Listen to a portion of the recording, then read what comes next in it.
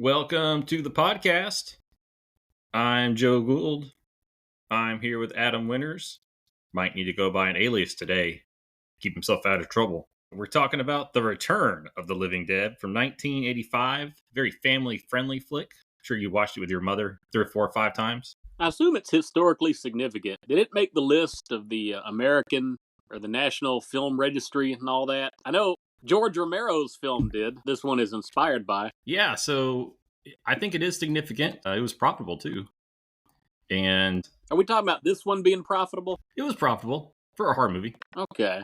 Huh. But the first one, Night of the Living Dead, which was co-wrote between John Russo and George Romero, had a $100,000 budget, grossed about $30 million. So not the most money-making movie of all time, but in terms of bang for buck, definitely up there, like 1,000 times the gross. I feel like the original invented the whole zombie genre. It was based on a book, and the book is, oddly enough, I Am Legend, which Will Smith did many years later. But I don't think zombie culture would exist without George Romero's Night of the Living Dead. Yeah, I think that's probably fair. It's hard to say. It was a really good movie, creeped a lot of people out. Because of the screw up on the copyright, it became public domain, and everyone got to release the movie. So it had a wide range of releases, so to speak. Some better than others. Probably worked in its favor. Yeah, it probably did. Well, yeah, it may not help Romero and Russo make money, but it definitely lifted up the genre. And at some point, Russo and Romero, they had differences of opinion on how to handle sequels. Mm. And they reached some kind of settlement where Romero's sequels would be referred to as the Dead movies, and Russo's stuff would bear the suffix "The Living Dead." So you could say Russo got the better copyright, deal there, I guess. So they Yeah, each did their own sounds like movies, and their work was distinct from each other, but it was kind of all considered canon because of the way they did it. So in this movie, it does acknowledge Night of the Living Dead. However, it basically says it was a movie based off real events, but they changed a bunch of stuff.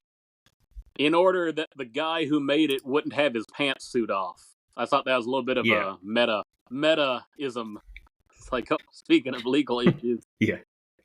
And so we got this one, and it does introduce some different things to the zombie genre. I think this is the first time where zombies specifically want to eat brains as opposed to just eating all of you. That's interesting. That was not a thing in the original movie that I could tell. Brain eating. Yeah, they were just eating the whole body. And then at this point, this is probably the first time where a clear headshot or the brain shot doesn't kill a zombie automatically. They discussed that, and if I remember, one of the characters says in the old movie you could shoot him in the head, but I don't know. Did you watch the original? Because I don't remember if headshots are a thing in Romero's Night of the Living Dead. Yeah, it doesn't have to be a headshot. Just a good blow to the head will do it. Basically, you damage the brain. Okay. Because these are not like hardy zombies. These aren't they're not Spider-Man. They don't have strength of 10 zombies put together. They're just kind of normal people. That. Yeah, I don't understand why animated skeletons and zombies get amazing powers. They ought to be at a great disadvantage, other than you can't really kill them easily. Yeah, they keep it coming. And I will say, I'm not sure how the numbers break down, but if there's one creature that doesn't get superhuman strength generally, it is the zombie. I will say that. Mm-hmm. Death by 1,000 zombies instead of cuts, so to speak. They overwhelm you more than anything. And they, like the Terminator, they don't stop coming because they just can't give up. Yes, especially if you're like these zombies and the headshot doesn't take you out. Ironically, I would say this movie, Return of the Living Dead, humanizes them a little bit because it gives an explanation. Even though it introduces the concept of why they want brains, it gives you the reasoning behind it because they're just in so much pain. The brain bite is sort of their Novocaine drug of choice to temporarily dull their pain. And I don't know why, but that's why they want to consume it. Yes. And so the first movie's a classic. Even if you don't like zombie movies, you respect the first movie. Yeah. This one's a little different. And I haven't actually watched them, but I feel like this is a mix-up of Night of the Living Dead and Toxic Avenger. Were there any overlap? Because I like the special effects in this movie. Very impressive. Toxic Avenger overlap? I have no idea. They're a bit cartoony, but I think it works for what they're going for. Yeah, and in the first movie, again, bare bones budget, it was basically just paling the skin and making him have dark eyes and ripping their Yeah. clothes to some degree. Well, this runs the gamut. You have the bright green naked zombie in the I beginning. don't like that guy. That's the worst in the movie, I think. Yeah, Looks like a dude in a bodysuit. yeah. No, it looked like the first Swamp Thing costume, minus the decorations on it. And yeah, it got better from there. And then you have Tarman, who ends up being one of the coolest things I've ever seen. I'm sorry. Is that what his name is? Is Tower Man? That's the guy in the cellar or the basement or whatever it is? Yeah, the guy who got set loose from the canister. I forget which of the kids name him it. The second, towards the end of the movie, one of the kids calls him Tarman. All right. And the name sticks. And I'm pretty sure he was in the sequel. I haven't seen the sequel. I'm tempted to watch it. The sequels to this particular series get so confusing. I think the only thing they really share in common is the government chemical, or the Darrow chemical. Do you remember the name of that thing? It is trioxin. It's got some numbers, but they call it trioxin. And I'm pretty sure the sequel to this one actually tries to be a direct sequel. And then I think Different it gets loose studio, after that. Right? I believe so. My screen just screen savered. Let me see here. I'm thinking Warner Brothers they call it Part 2. Like they're insisting on it as if they were The Godfather Part 2. I think everybody hates Part 2 of Return of the Living Dead. I never seen it. Yeah, so the second one was directed and written by Ken Widerhorn. I do think that Russo was loosely involved, but he just didn't run the show, so to speak. Mm-hmm. And it was distributed by Lorimar, which was a subsidiary of Warner Brothers. Okay. And Fox, well, this was distributed by Orion Films, and I can't recall who they belonged to. Was it? Yeah, Orion. Orion. Which is, I don't know if they were at the time, but they're currently owned by Amazon MGM. So yeah, different studios. Yeah, they did RoboCop, they're right? Both... So instead of Toxic Avengers, think RoboCop for the special effects for this. Yeah. And this movie made for $3 to $4 million, somewhere around there, and made a little over 14 at the box office. So successful enough for a horror movie to spawn sequels. You would have thought, though, they should have made more than the original. Did it have something to do with the legal rights about what they could and couldn't do with it promotionally? I did hear that they had to cut short one of their promotional things regarding kind of claiming it to be a sequel. I don't know why you couldn't do that when it had one of the same writers and the first one has no copyright. So I'm not entirely sure what the hang up was, but they did get to keep the name because part of the lawsuit was losing the Living Dead part of the title, which again, there's probably a book on how all this happened in terms of the dispute between Russo and Romero and who got what. It's like they divided up the parts of the dead body. Yeah. Well, Russo didn't get the brain, but he got the funny bone. So everything about this movie actually is very 1980s. Sure. You got the punk rock kind of tech kids. You got the weird hair. You got the tattoos. You got the car from Mad Max world. And all of it happens in Louisville, Kentucky. What do you know? Your old stomping grounds. Women who just randomly get naked for some reason. That's very 80s movies. And Louisville, Kentucky. So. Yeah, sure. Yeah, I mean, at what point in the movie do they reveal it's Louisville? I was thinking that reveal didn't come right till the end, unless I missed it on one of the intro. There's so many intro descriptions, like they'll tell you what day of the year it is, July 3rd, and I guess it's important. I don't think that they say Louisville until the end when they're calling the general or whoever it is, and he's looking at the map. I think that's when it's revealed that it's Louisville, Kentucky. But they do reveal it's UNITA Medical Supply Warehouse. So yeah, all that kind of seedy isms, just the back, some hole in the wall joint where a bunch of jaded people think, this will be good enough. That strikes me as appropriate for Louisville. That kind of attitude. Oh yeah, and I can only imagine what it was like in the 80s. Ooh, you had a brief boom period in the 2000s, and then it's probably back to the 80s at this point. Might be back to the 60s. I don't know. Let's see.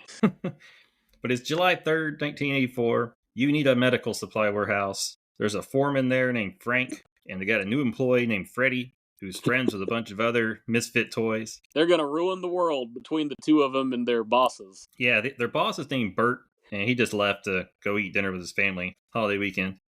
Something. And, if you're the foreman of a warehouse, how are you going to impress your new employee who has the IQ of about, 25? And probably will get fired in 2 weeks for drugs or stealing something or killing somebody. Yeah, though him and his girlfriend Tina do seem to be the least scuzzy of the group. I mean, I will say that. But apparently, years prior, the warehouse had accidentally received a shipment of toxic gas from the military.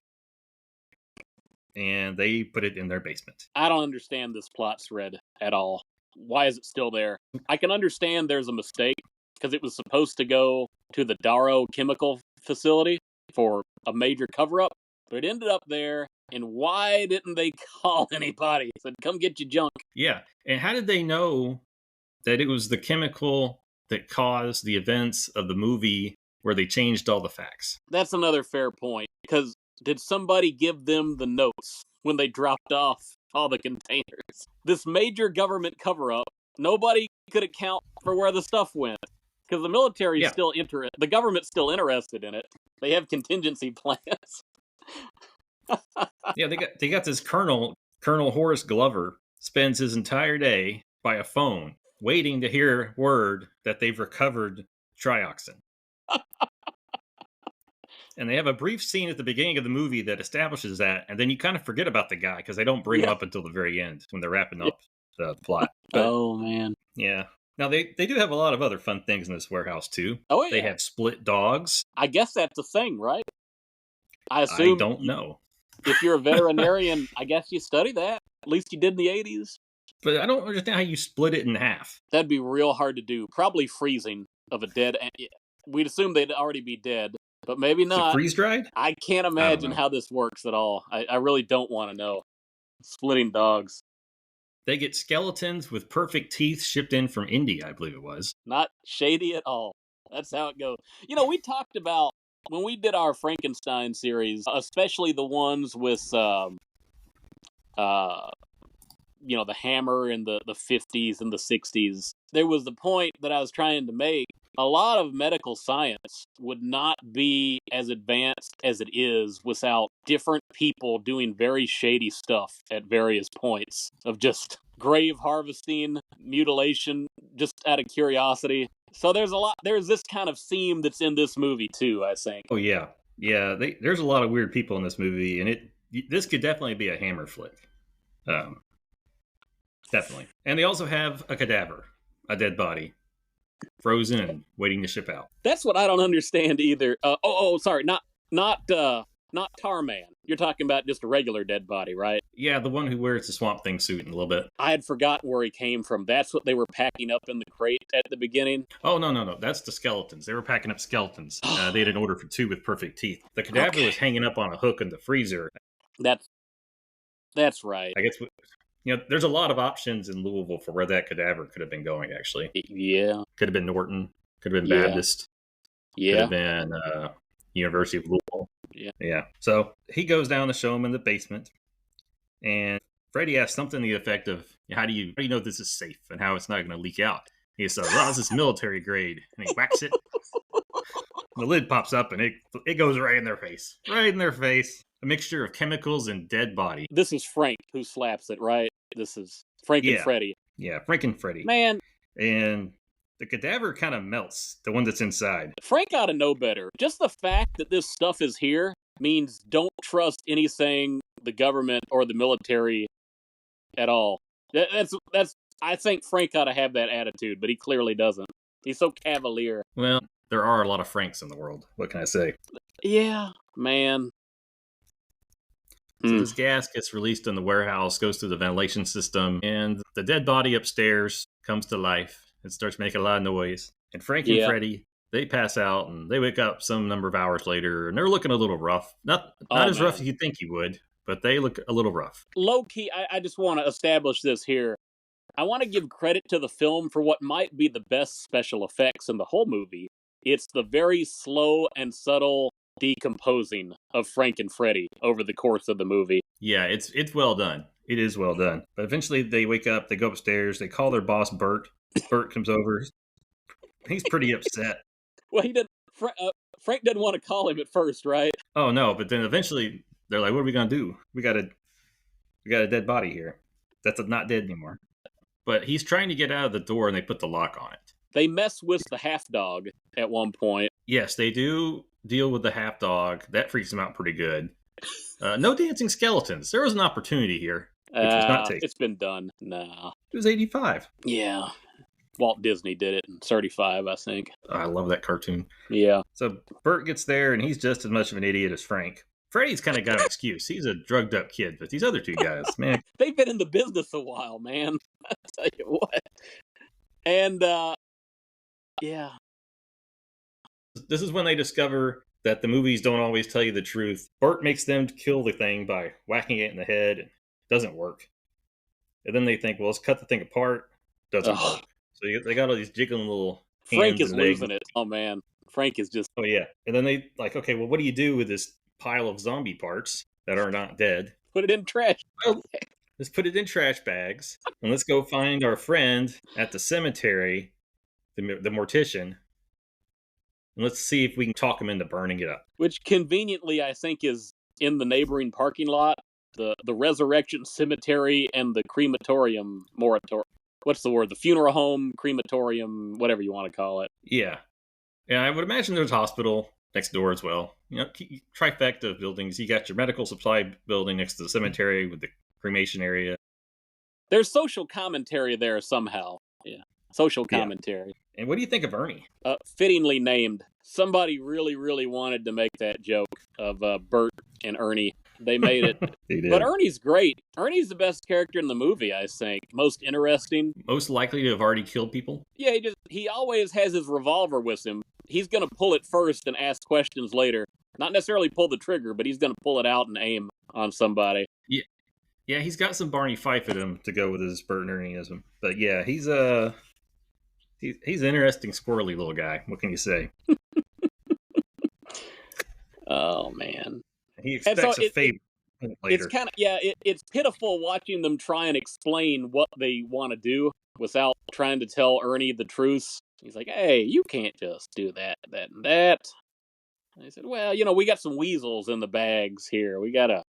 He's like, I'll take him out and shoot him first. That'd be more humane. I'm like, well, no, we can't do that, Ernie. Yeah. He gets his pant leg ripped, and then he says, okay, I'll do it for the favor. What favor, Ernie? We'll talk about that later. I like the long, lingering shot when he slowly grabs scissors and quietly cuts his pant leg off. Most movies would not have allowed that to play out, but that's a good detail. It was.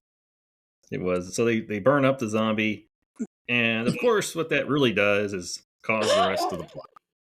So at this point, what they have here is a snafu originally, but now they've got a real crisis when they decide we're going to cremate the remains. And Burt says, so long as we can burn every little thing up, even the ashes, because he doesn't want to get in trouble with whoever he's supposed to report to.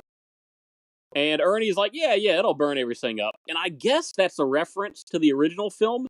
Do you remember in Night of the Living Dead when the news reports come on TV and the expert recommends that each zombie needs to be burned immediately, cremated? Yeah, it makes sense because they basically come back to life in about 2 minutes. So, that's a pretty quick cremation, by the way. You got to get to work quick. Which Ernie did.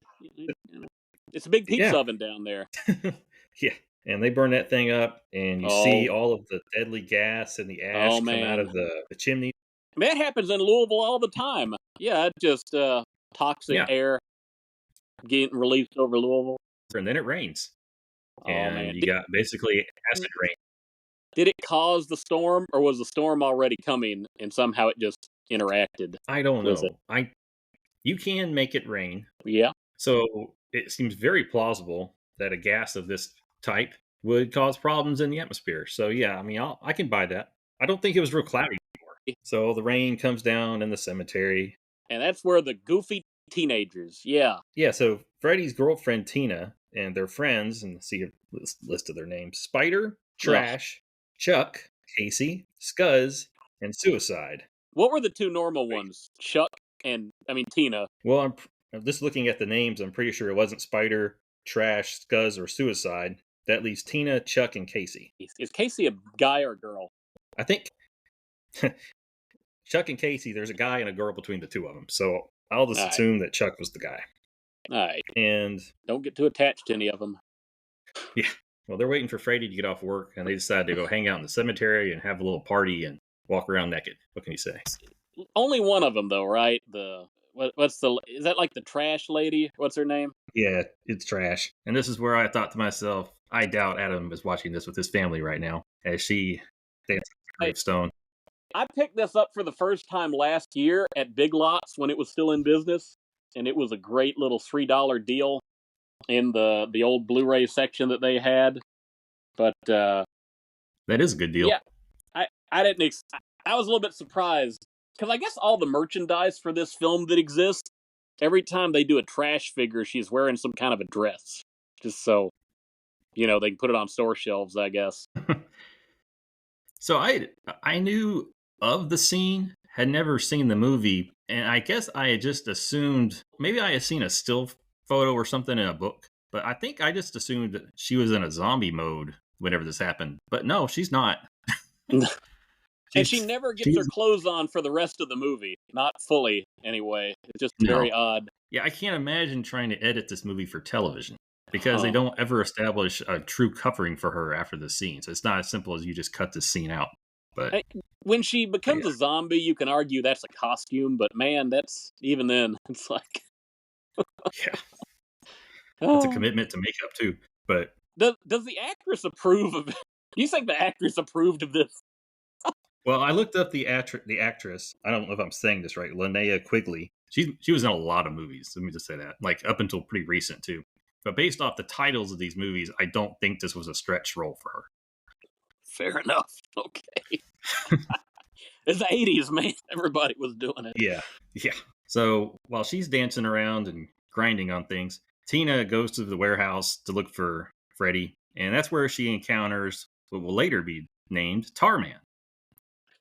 And it's a good bit. It's a good bit. It is good. And a distinction between this movie and Night of the Living Dead is these zombies can talk. They do have some sort of brain function. That's creepy. And it is, and it's explained further later. You wouldn't know that Tarman had a whole lot going on between his ears in this scene. He really is just kind of chasing her and grunting and possibly saying live brains, but that's about it. But she runs around, and eventually the rest of the group, they're getting away from the acid rain, which Trash is really regretting her recent actions during that part. And she picks the worst seat in the old 50s car somehow.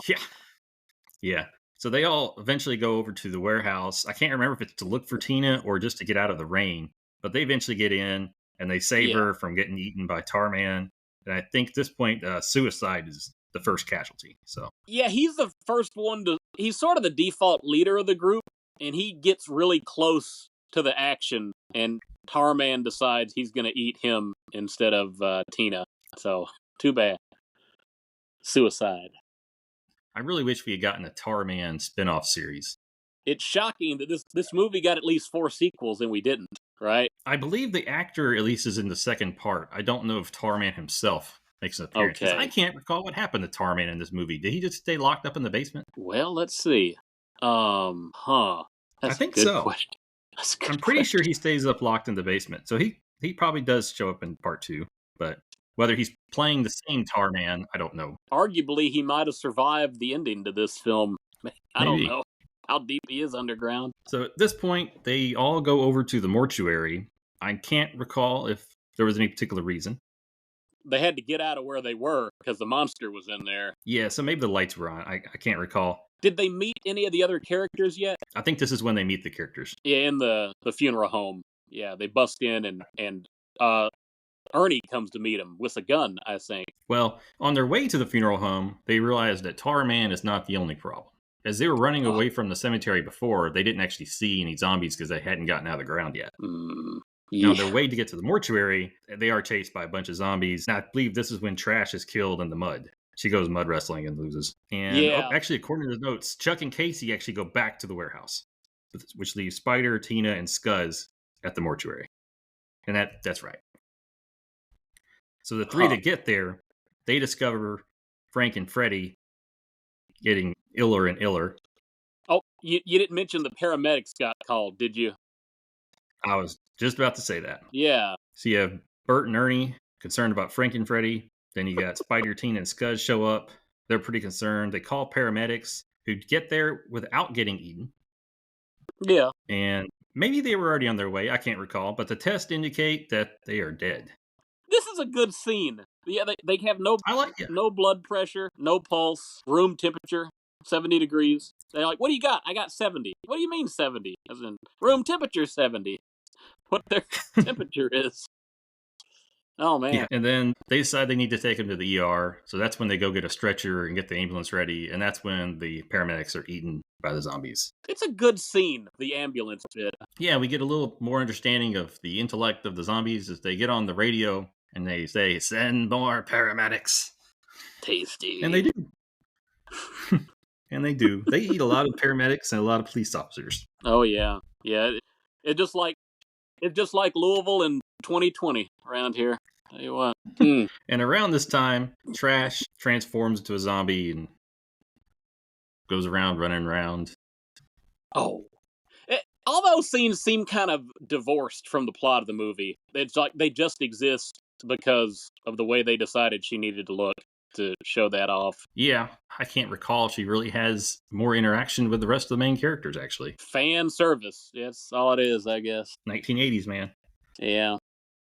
1980s. So then I guess this is when Burt and Ernie figure out that you got zombies running around, not just a sick Frank and Freddy. And they start barricading the mortuary with the teenagers. Yeah. At some point, Scuzz gets killed while they're trying to fix the barricade, and zombies are kind of busting through the boards. There must be a ton of windows to that place. Yeah. It sure seemed like it. Oh, man. At some point, they manage, I think this is the same scene, they kind of rip off the upper half of one of the zombies. It's some lady, and they tie her to a table, and she explains that they feel themselves rotting, and the brains of living people is kind of like Tylenol. They humanize these zombies. It's a good bit. They do. And it's a good little scene. I don't know what kind of Muppet or puppet or whatever they did to do that, but it was a good scene. I only feel like the voice dub isn't quite lined up as it could be, but that's my only complaint. No, I agree. The visual is great. The voice editing is a little sloppy.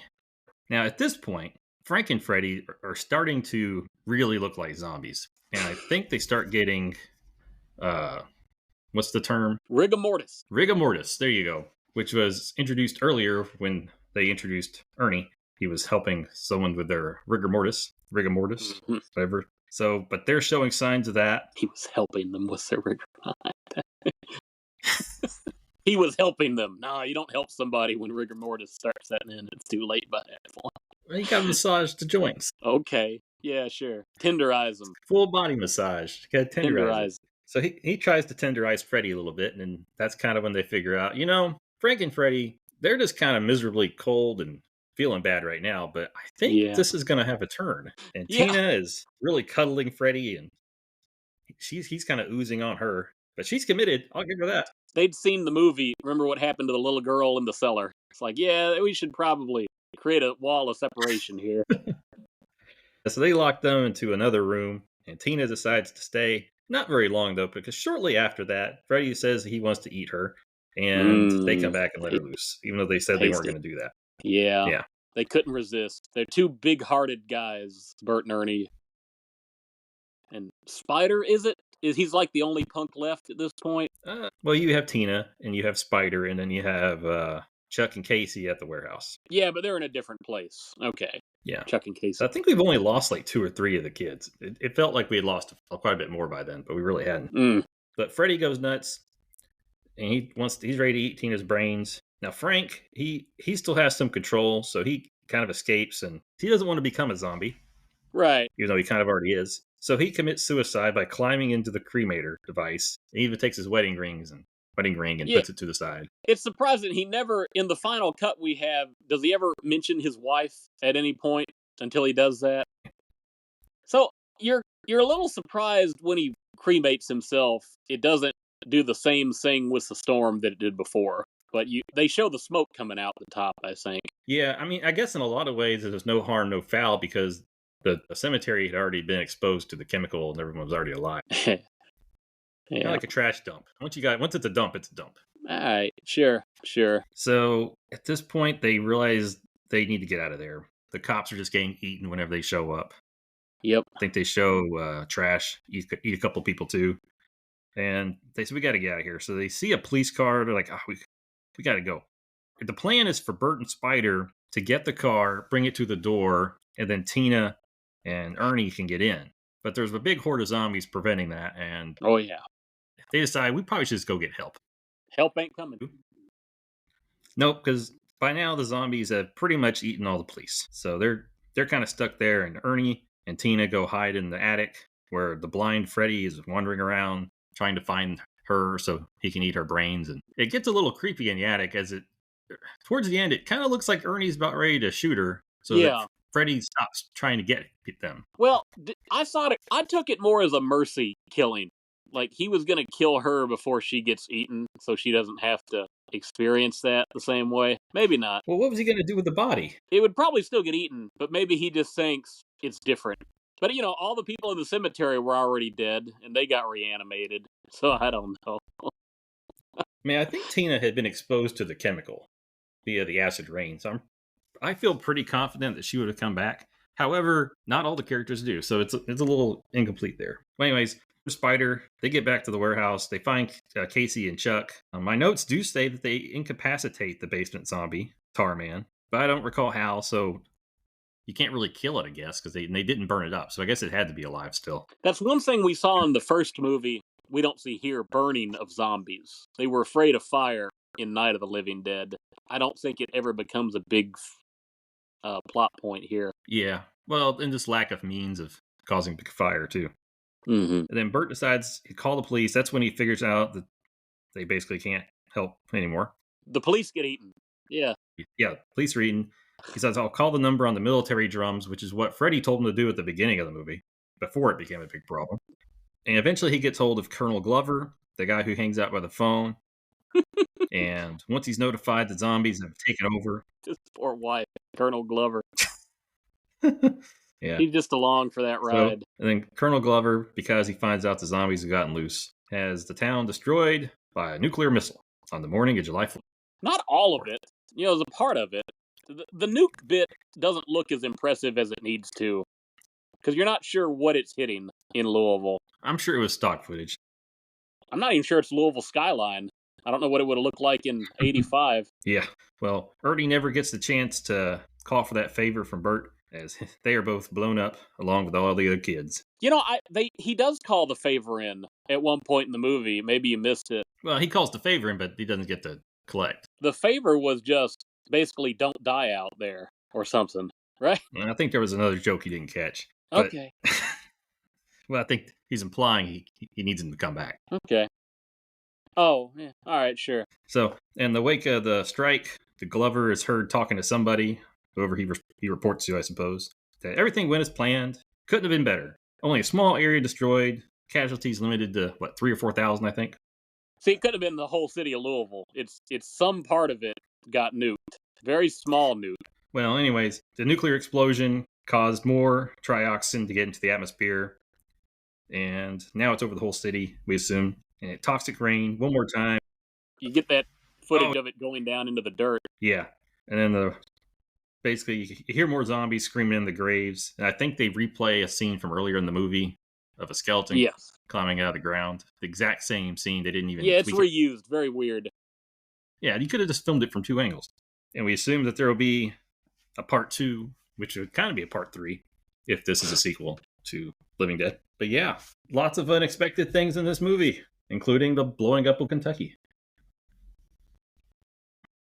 The older I get, the more I'm willing to believe that if the United States government wanted an acceptable loss of a metropolitan area, Louisville, Kentucky would be on that list of short list of stuff. We're not going to worry too much about if we have to sacrifice it for the the greater good, or CYA. There's a whole lot of CYA in this movie. Everybody making mistakes that get progressively worse because nobody wants to take responsibility for anything and just try to cover it up. And that leads to much greater problems. I think that really is. Isn't that just Burt, though? The rest of them are just Well, idiots. it starts with Frank, right? Frank didn't even want to call Burt, and then he does call Burt, and then Burt doesn't want to call anybody, but he goes to Ernie, and then, Ernie seems to do him the favor. He thinks he's in the clear. That made it worse. I'm not saying people didn't do things to make it worse. No, you got a good point on Ernie. What do you think this movie's really about in contrast or comparison to the original movie, George Romero's? What is that really about? Well, I think things are read into Night of the Living Dead. So the main character in that movie, I think I'm going to get my names right. I think it's Ben. Ben, right? People would say it's Ben, even though Barbara's sort of the introductory character, point of view character. Yeah, but Ben, he was a African American lead character in a movie full of white people. I'm trying to save the day.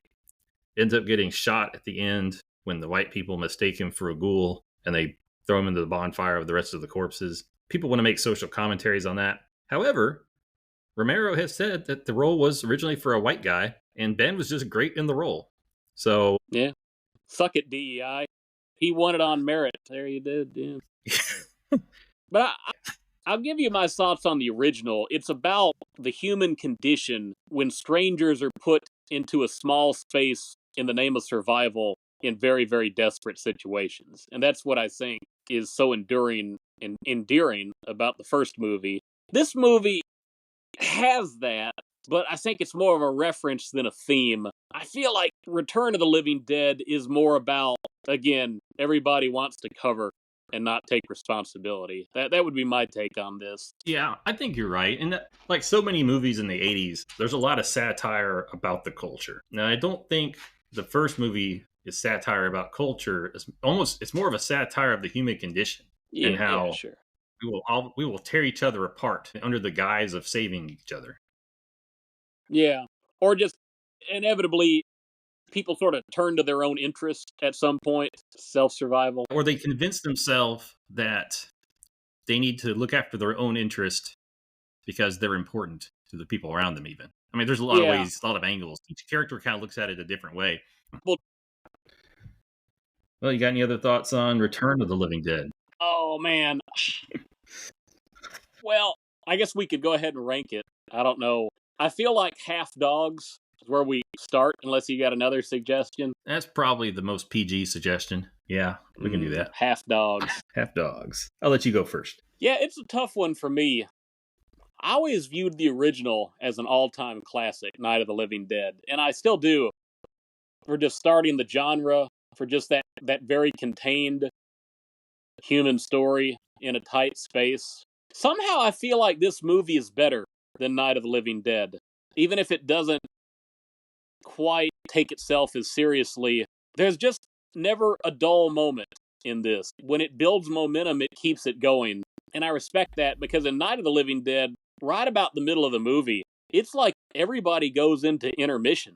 And they just sit around and you watch the television news report of them trying to explain why the zombies are everywhere. And it goes on way longer than it should. And this movie doesn't have any kind of flaw like that. So even with all the weird 80-isms, I just feel like this movie knows exactly what it is and what kind of tone it wants. And once it starts, it doesn't stop. So even if the dialogue or the music and all that, it's not especially memorable, I'm going to give it 4 out of 5 half dogs. So I don't know if that means, how does a half dog convert? So I guess you need to give it 8 half dogs. 8 half dogs? Yeah, sure. We'll give it 8 out of 10 half dogs. Sure. I hear you on what you're saying. This one it's the 1980s version of Night of the Living Dead. What can I say? You got lots of bright colors. You got rude comedy. You got over-the-top violence. You got Tar Man. It's great. Yep. I'm humored by the fact it was in Louisville, Kentucky, since I lived there so long, and you still live there. I don't know I can give it an extra half dog for it. Yeah. That's like, I can't believe they picked Louisville. It's a acceptable loss of a city. It is. Nobody would care if it got nuked halfway nationally. Oh yeah, I'm feeling much better about where I'm at than you. Yeah. My gut says when I watch the rest of these movies, I'm not going to like them as much. So I'm going to go out and not worry about where it would stack. And I'm going to give it 9 out of 10 half dogs. So All four and a right. half on the old system. 4.5 half dogs. For a comedy zombie movie, it's amazing. And I'm glad they didn't try to make a serious one. I don't think it would have worked. Which is probably one of the problems with the sequels. We'll find out. Or I'll find out whether we watch them together or not. Yeah, 9 out of 10. It's great. All right, well, that's been Return of the Living Dead from 1985. And see y'all soon. Bye-bye. More brains.